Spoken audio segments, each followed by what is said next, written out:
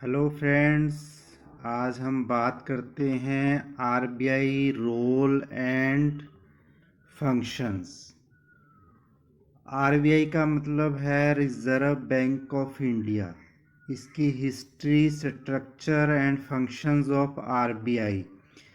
RBI reserve bank की स्थापना 1935 में आरबीआई अधिनियम 1934 के तहत जॉन हिल्टन यंग कमीशन की सिफारिशों पर 1926 में की गई थी, जिसे भारतीय मुद्रा और वित्त पर रॉयल कमीशन भी कहा जाता था, जो देश का केंद्रीय बैंक है और 1 जनवरी 1949 को राष्ट्रीयकृत किया गया था। तब से ये भारत के अंतर्गत कार्य करता है, भारत सरकार के अंतर्गत कार्य करता है। प्रारंभ में भारतीय रिजर्व बैंक का केंद्रीय कार्यालय कलकत्ता में स्थापित किया गया था, लेकिन बाद में इसे स्थायी रूप से 1937 में मुंबई में स्थानांतरित किया गया है।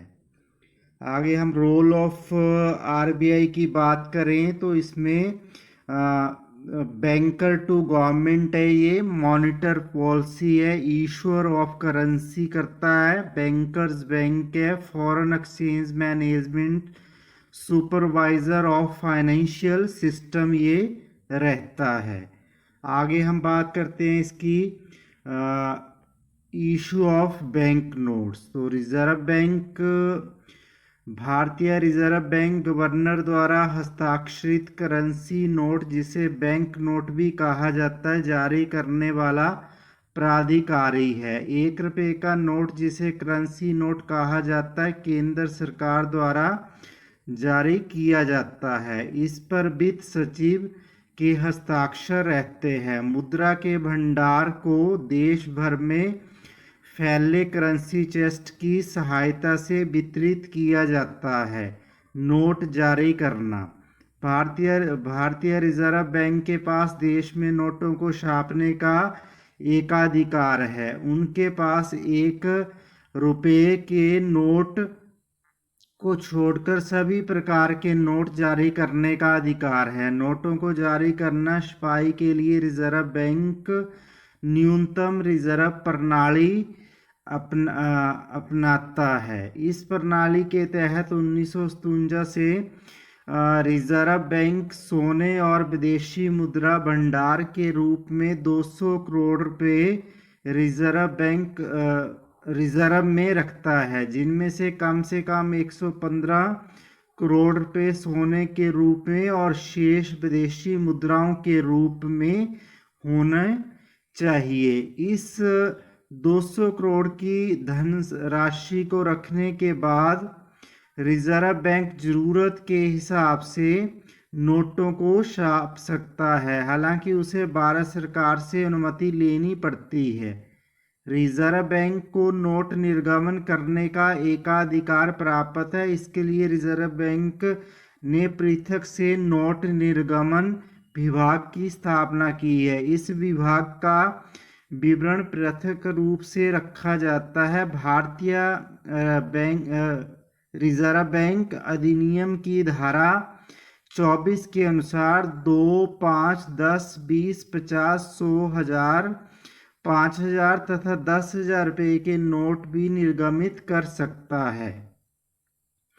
आगे हम बात करते हैं रिजर्व बैंक ऑफ इंडिया के फंक्शंस में। बैंकर टू गवर्नमेंट, भारत सरकार का बैंक भारतीय रिजर्व बैंक का दूसरा महत्वपूर्ण कार्य भारत सरकार और राज्य सरकारों के बैंक एजेंट और सलाहकार के रूप में कार्य करना है।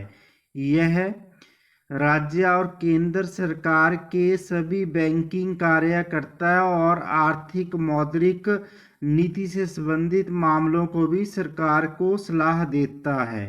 यह सरकार के सार्वजनिक ऋण का प्रबंधन भी करता है। आरबीआई सरकार के व्यावसायिक लेन देन को संपादित करता है और सार्वजनिक ऋण का प्रबंधन करता है। जहां आरबीआई का कोई कार्यालय नहीं है, वहाँ एसबीआई या अन्य बैंकों को अपना एजेंट नियुक्त करता है। ये सरकार को अर्थोपाय अग्रिम प्रदान करता है।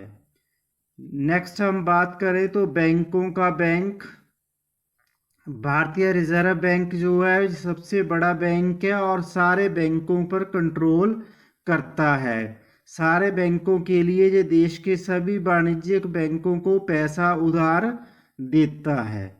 नेक्स्ट हम बात करें रिजर्व बैंक ऑफ इंडिया, तो सुप्रीम मॉनिटर अथॉरिटी है, द सेंट्रल बैंकिंग अथॉरिटी है, जिसमें हमारे कॉमर्शियल बैंक, कोऑपरेटिव बैंक आते हैं। तो कॉमर्शियल बैंक्स के अंडर आ जाते हैं हमारे foreign bank, regional rural banks, RRB जिनको बोलते हैं, पब्लिक सेक्टर बैंक और प्राइवेट सेक्टर बैंक। कोऑपरेटिव में हमारे आ जाते हैं अर्बन कोऑपरेटिव और स्टेट कोऑपरेटिव्स। नेक्स्ट हम बात करते हैं बैंकों के नियंत्रक, कंट्रोलर ऑफ क्रेडिट। किसी इकाई को जिसे भारत में बैंकिंग कारोबार का संचालन करना होता है उसे आरबीआई से लाइसेंस प्राप्त करना होता है। यह बैंकों को अधिनियम के दूसरी अनुसूची शामिल करके बैंकों के नियंत्रक के रूप में कार्य करता है। यह दिशा निर्देश जारी करता है, निरीक्षण करता है और प्रत्यक्ष रूप या अप्रत्यक्ष रूप से इनका प्रबंधन भी करता है। नेक्स्ट हमारा आ जाता है central clearance and account settlement. भारतीय रिजर्व बैंक वाणिज्यिक बैंकों द्वारा उत्सर्जित क्रेडिट को नियंत्रित करने की जिम्मेवारी लेता है। इस उद्देश्य को प्राप्त करने के लिए यह देश में प्रभावी रूप से ऋण को नियंत्रित करने में विनियमन करने के लिए मात्रात्मक और गुणात्मक तकनीकों का व्यापक उपयोग करता है। भारतीय रिजर्व बैंक देखता है कि अर्थव्यवस्था में पर्याप्त धन आपूर्ति है और इससे देश में मुद्रास्फीति की स्थिति पैदा हो सकती है और वह अपने बड़े मौद्रिक नीति के माध्यम से बाजार में पैसे की आपूर्ति में कमी करता है। जब अर्थव्यवस्था में धन की आपूर्ति में कमी हो जाती है तब यह बाजार में पैसे की आपूर्ति को बढ़ा देता है।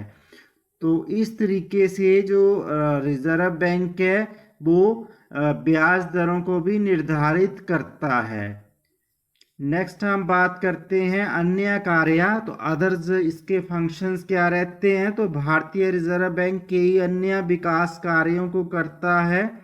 इन कार्यों में कृषि के लिए ऋण का अनुमोदन और कार्यान्वयन जो कि नाबार्ड को स्थानांतरित किया जाता है, सरकारी प्रतिभूति और व्यापारिक बिलों की खरीद बिक्री, सरकारी खरीद के लिए ऋण देना, मूल्यवान वस्तुओं की बिक्री आदि शामिल है। यह आईएमएफ इंटरनेशनल मॉनेटरी फंड में भारत सरकार के प्रतिनिधि के रूप में भी कार्य करता है और भारत की सदस्यता का प्रतिनिधित्व करता है। विदेशी मुद्रा भंडार का संरक्षक। विदेशी विनिमय दर को स्थिर रखने के उद्देश्य से भारतीय रिजर्व बैंक विदेशी मुद्राओं को खरीदता और बेचता है और देश के विदेशी मुद्रा भंडार की सुरक्षा भी करता है। विदेशी विनिमय बाजार में जब विदेशी मुद्रा की आपूर्ति कम हो जाती है तो भारतीय रिजर्व बैंक बाजार में विदेशी मुद्रा बेचता है जिससे कि इसकी आपूर्ति बढ़ाई जा सके और जब विदेशी मुद्रा की आपूर्ति और अर्थव्यवस्था बढ़ जाती है तो आरबीआई विदेशी मुद्रा बाजार से विदेशी मुद्रा को खरीदता है और वर्तमान में भारत का विदेशी मुद्रा भंडार लगभग 360 बिलियन अमेरिकी डॉलर है। भारतीय सरकार का प्रतिनिधित्व। Reserve bank of India, world bank और आईएमएफ में भारतीय सरकार का प्रतिनिधित्व करता है। यह क्रेडिट नियंत्रण और देश की मौद्रिक नीति को लागू करने के लिए जिम्मेवार रहता है। RBI structure. आरबीआई बैंक के मामले केंद्रीय निदेशक मंडल सेंट्रल बोर्ड ऑफ डायरेक्टर्स के एक विस्तृत पैनल द्वारा शामिल होते हैं। बोर्ड के कुछ सदस्यों को भारतीय रिजर्व बैंक अधिनियम के अनुसार भारत सरकार द्वारा नियुक्त किया जाता है। उन्हें 4 साल की अवधि के लिए नियुक्त किया जाता है। इसमें ऑफिशियल डायरेक्टर फुल टाइम राज्यपाल और 4 से अधिक उपराज्यपाल नहीं। शक्तिकांत दास जो कि इसके गवर्नर हैं, Shri doctor MD Patra deputy governor है, Shri MK Jain deputy governor and Shri BP Kanungo deputy governor. और subsidiaries of RBI fully owned deposit insurance and credit guarantee corporation of India, भारतीय reserve bank note private limited. तो इस प्रकार से ये सारे जो है आरबीआई के फंक्शंस रहते हैं। तो ये आरबीआई सारे काम इसी तरीके से करता है, सभी चीज़ों को कंट्रोल करता है और पूरे भारत के बैंकों को इसका कंट्रोल रहता है। धन्यवाद।